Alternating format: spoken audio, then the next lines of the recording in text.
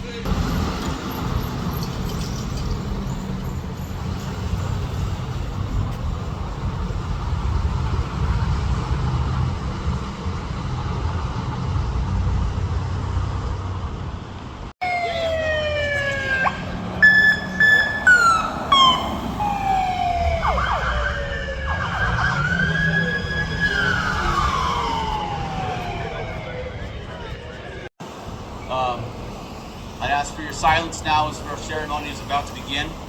The honor guard is lined up and they'll be posting in the colors. Please pay attention behind you.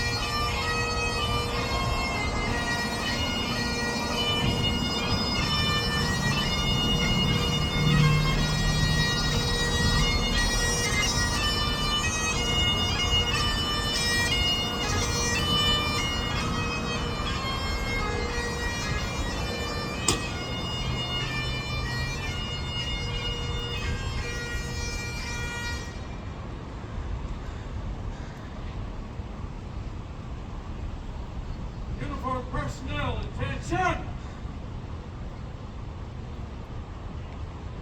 Ladies and gentlemen, you are invited to join in singing our national anthem. Present arms!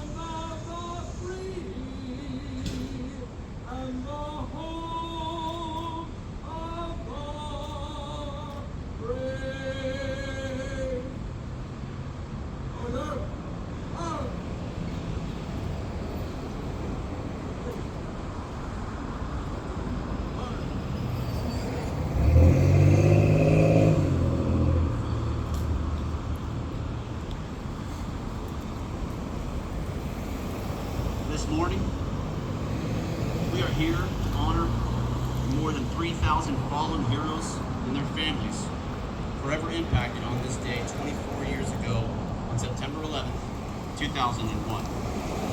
We will never forget. Good morning. My name is Isaac McClendon. I'm the president of the Portland Firefighter Association, IAF Local 43. Today, firefighters across our great state and nation are proudly honoring those impacted on this fateful day. Those who were lost, their families, and those who are fighting ongoing health issues from helping others that dreadful day, and in the days to follow. We firmly believe it is important we all come together as a community, as a nation, to remember and give our deepest respect to everyone we lost in the attacks. We must also honor and grieve the brave souls lost that dreadful day 24 years ago on U.S. soil. I want to acknowledge everyone for coming here today. Brothers and sisters here that are standing in my left, the folks in the media, the community, our elected officials, our city officials, and with us also today is Portland Fire Chief Lauren Johnson. You'll note over here a photo of firefighters Neil Martin, Wes Laux, Dwight Engler, and Ed Hall, who took their personal time immediately following the attacks in 2001 to fly to New York and help their brother firefighters who was stationed near the Twin Towers. With their friend, they searched for others still missing on Ground Zero. The bond between them was not torn apart by those terror attacks, but rather, it grew stronger. I want to give special thanks to firefighters, paramedics, law enforcement on duty right now across this state, across this city, and across our great nation that answers the call whenever there is an emergency. Now, it's my honor to introduce Portland Fire Chief Lauren Johnson.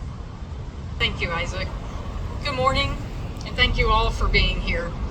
Today, we gather as a department, as a community, and as a nation to remember one of the darkest days in our history. I expect that just like many of you, I remember so many details about this day 24 years ago. I was at work in Dallas, Texas as a firefighter, and we were gathered around the TV watching news coverage very early in the event that showed an aerial view of one of the towers burning. One of our officers immediately made reference to the number of firefighters that were surely working their way up the stairwells in those towers as thousands of people were evacuating down those same stairwells. The way he said it implied that he knew the outcome, and his point was that even in the face of danger, an impossible task, and almost certain death, they were going in anyways, and they were going to do the best they could for as long as they could. Thousands of innocent lives were lost in the attacks that morning. Among them were 343 firefighters, 23 police officers, and 37 Port Authority officers who embodied the very meaning of courage. In the face of unimaginable danger, they ran towards the chaos. Their bravery and sacrifice are forever etched in our hearts. For those of us in the fire service, this loss felt especially personal. For the past several years, though, I'm reminded that many of our firefighters working today were not working 24 years ago. Many in our current workforce were younger children, and some were not even born on that fateful day. On 9/11, our brothers and sisters in New York showed the world what selfless service looks like, and their legacy continues to inspire us. It is our responsibility to tell their story so that future generations will never forget. Here in Portland, we stand in solidarity with New York City, Arlington County, Virginia, Washington, D.C., and Shanksville, Pennsylvania. We stand with every community that carries the weight of that day. We honor not only those who perished, but they're survivors and the families whose lives were changed forever. And we remember those still suffering from the long-term health effects tied to Ground Zero, and we extend our enduring gratitude and support. I want to take a moment to recognize those from across the country who went to assist in the aftermath, including our own members here from Portland Fire and Rescue. Their response embodied the very best of who we are as a nation and as a department. I also want to thank our city partners, distinguished guests, the mayor, council members, city administrators, Chief of Police Bob Day. Thank you all for being here. Your support means so much to us today and every day. And I extend my heartfelt gratitude to Portland Firefighters Association Local 43 for your continued commitment to this annual ceremony. Your dedication ensures that we will never forget. As a chief, I have the privilege of leading an incredible team of professionals who serve this city. The legacy of 9/11 lives on in their daily work through every act of service, protection, and care that they provide to the people of Portland. And I want to thank all of Portland Fire and Rescue, those who are here this morning, and those who are working across the city. As we pause in a few minutes for moments of silence this morning, let us reflect not only on what was lost, but also on the resilience that's carried us forward since then. To PF&R and all of those in public service, I am humbled daily by your dedication and your compassion. Out of this tragedy came a reminder that the promise to protect and serve forges a bond among firefighters that spans the globe and has withstood the test of time. Let us continue to honor the memory of the fallen by living those values every day in our stations, in our neighborhoods, and in this city. Thank you for standing with me today, and may we never forget. Thank you, Chief Johnson. The events of September 11, 2001 will forever be etched in the minds of those who were there and those who remember watching the live broadcasts of those horrific attacks. Myself, I was on duty that day watching from a fire station as in an instant, fellow Americans and firefighters lost their lives. That day will forever remain raw and powerful of those horrific attacks. Raw and powerful in so many of our hearts. 24 years ago, the terrorist attack began during the morning hours, East Coast time. At 8:46 a.m., hijackers deliberately crashed American Airlines Flight 11 into floors 93 through 99 of the North Tower. At 9:03 a.m., hijackers deliberately crashed American Airlines Flight 175 into floors 77 through 85 of the South Tower. At 9:37 a.m., hijackers deliberately crashed American Airlines Flight 77 into the Pentagon near Washington, D.C. And then, at 9:59 a.m., the South Tower collapsed. At 10:03 a.m., after learning of these attacks, passengers on United Airlines Flight 93 launched a counterattack on the hijackers aboard their plane to try to seize control of the aircraft. In response, the hijackers crashed the plane into an empty field near Shanksville, Pennsylvania.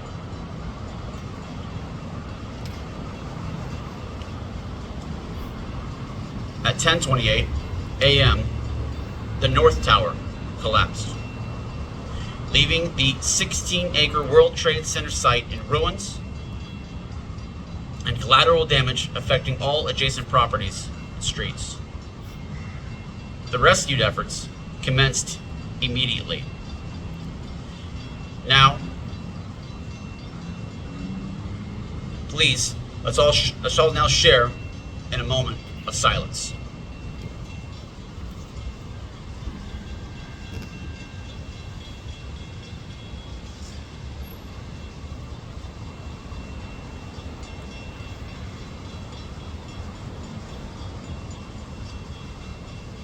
Thank you. Today, we thank our firefighters, our brothers and sisters, and volunteers who risk their lives to help others. The brave men and women who were conducting rescue and recovery missions spent months sifting through the debris coated with asbestos and other carcinogens.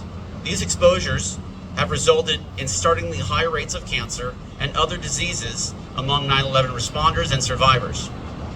More than 100 health conditions, including forms of cancer and respiratory disease, have been linked to 9/11 related exposures.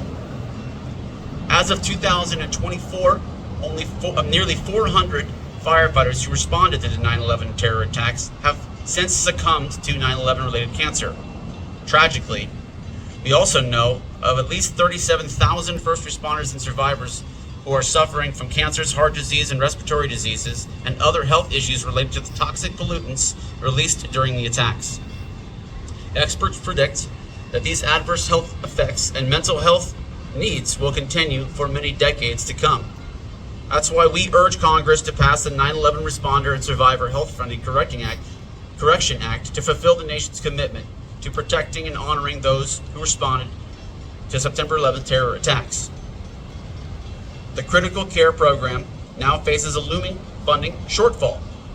Congress must pass this critical legislation to keep this program open and continue to care for those who have helped others during the terrorist attacks on America.